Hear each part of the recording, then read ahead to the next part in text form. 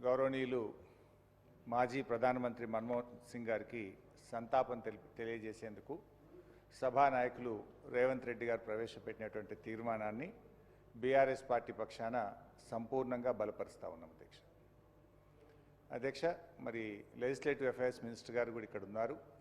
ఒక విషయం కూడా వారి దృష్టికి తెచ్చి నేను విషయంలోకి వెళ్తా అధ్యక్ష. మన్మోహన్ సింగ్ గారు పెద్దల సభలో ఆయన 33 సంవత్సరాలు పెద్దల సభలో పనిచేశారు.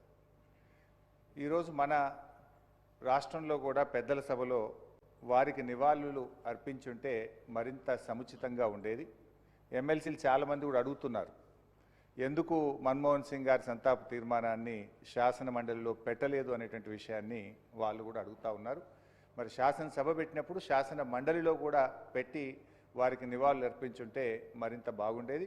దాన్ని వారు గమనంలో తీసుకుంటారని చెప్పి భావిస్తున్నాను.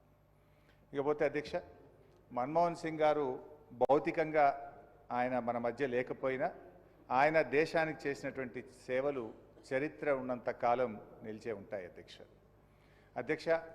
సామాన్య కుటుంబంలో పుట్టి వీధి దీపాల మధ్య లాంతర్లు పెట్టుకొని చదువుకొని స్కాలర్షిప్ల మీద ఆధారపడి చదువుకొని అసామాన్య వ్యక్తిగా ఎదిగినటువంటి అరుదైనటువంటి నాయకులు డాక్టర్ మన్మోహన్ సింగ్ గారు.